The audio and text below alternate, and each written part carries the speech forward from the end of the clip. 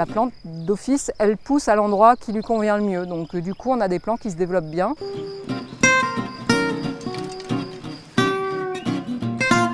Je suis un peu passionnée de semis, je faisais énormément de semis quand j'ai commencé à jardiner en 2016-2017. Je semais tout, j'aurais implanté dans les parterres.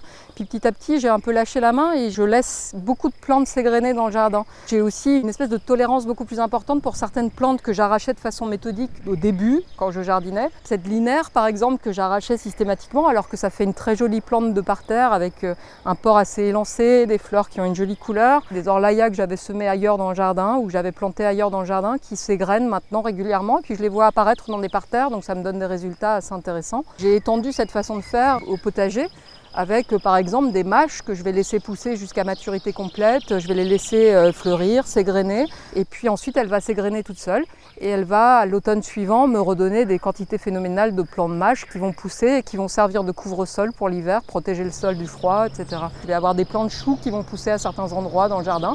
Si j'ai besoin de plants et que j'ai envie de les mettre à un endroit particulier, je vais aller les récupérer. Et puis j'ai plus de travail de pépinière, de rempotage, etc. parce que ça va se faire tout seul dans le jardin.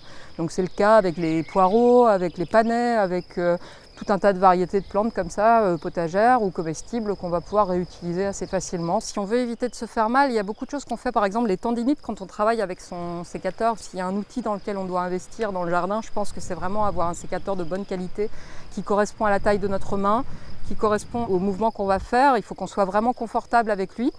Et puis un deuxième truc sur le sécateur qui est important aussi, c'est d'avoir un sécateur qui soit toujours bien aiguisé pour éviter d'abîmer les plantes, parce que si on veut éviter de développer des maladies, mieux vaut avoir un sécateur qui coupe vraiment très très bien et qu'on aiguise régulièrement. Pour parler un petit peu de plantes adventices, donc ces fameuses mauvaises herbes dont tout le monde parle, une plante indicatrice d'un sol qui est en train de se lessiver ici, qui est l'aquilée. Donc au début c'est pareil, j'arrachais de l'aquilée de partout, alors que je me suis rendu compte que cette plante elle avait comme vertu d'empêcher le sol de se dégrader. Je l'ai laissé pousser, donc ça fait des très belles plantes ornementales, ça a l'intérêt d'être comestible, ça a l'intérêt de protéger le sol de l'évaporation. Et moi ça limite aussi mes arrosages. En se dégradant l'hiver, puisqu'elle disparaît l'hiver, elle va apporter de la matière organique au sol, elle va améliorer le sol petit à petit, puis elle va laisser la place à autre chose derrière. Toutes ces plantes adventices ont des fonctions pour améliorer le sol globalement.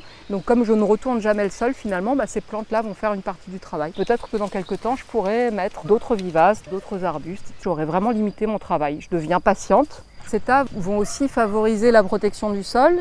Ça va apporter aussi de la vie pour la décomposition de tous ces éléments qui vont rester encore de parterre. Le tas de compost au milieu va aussi permettre d'éviter l'évaporation. Il y aura de l'eau à portée de racines des plantes qui seront en périphérie. Ça va m'éviter à moi d'aller arroser. Des arrosoirs qui pèsent quand même leur poids et puis sur des distances ici qui peuvent être importantes. Un arbre qui était tombé il y a quelques années, il y avait des gros éléments de bois à déplacer, etc. Donc du coup on a laissé la souche en place qui est en train de se dégrader en ce moment. Du coup, l'idée c'est de recréer un tas de compost en place comme ça, en rajoutant des matériaux au fur et à mesure. On sait que tout ça, ça va se dégrader, ça va se décomposer, ça va être attaqué par des champignons, etc.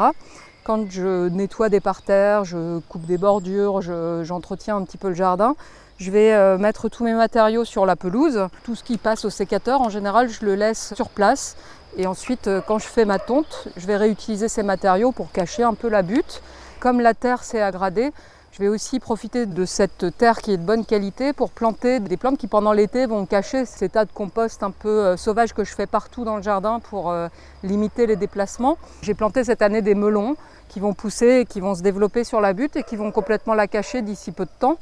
Quand je fais de la taille de haie, c'est pareil, je la broie et en général je la remets en paillage soit au pied des haies, soit sur les parterres les plus proches pour essayer de limiter au maximum tous les déplacements qu'on peut faire avec des charges lourdes. Donc c'est un double effet, à la fois moi ça me simplifie le travail et puis en même temps ça favorise aussi la bonne croissance des plantes en périphérie. Je vais aussi mettre des plantes qui ont des forts développements pour avoir toujours à portée de main de quoi composter, pailler mes parterres. Je vais laisser l'herbe haute à portée de main aussi régulièrement pour pouvoir avoir des zones à faucher, pour avoir un peu de foin à mettre sur les parterres. Certaines plantes que j'implante, des plantes vivaces qu'on va mettre en bordure comme des népétas, des origans, des brunera, géranium vivace, des achillées, ce genre de choses qu'on va pouvoir laisser pousser pousser en bordure des parterres qui seront assez faciles à entretenir par la suite parce que du coup on n'a plus à entretenir les bordures. Ces plantes vont couvrir la bordure et si elles dépassent, on vient juste tailler un tout petit peu. À part la création des bordures, je ne retourne pas la terre, je ne bêche pas, je ne fais qu'apporter des matériaux pour enclencher un process d'aggradation du sol. Beaucoup de plantes qui sont sélectionnées pour pousser au jardin sont là pour apporter un complément, pour nourrir la vie du sol et continuer à alimenter cette vie qui va être favorable et qui, moi, va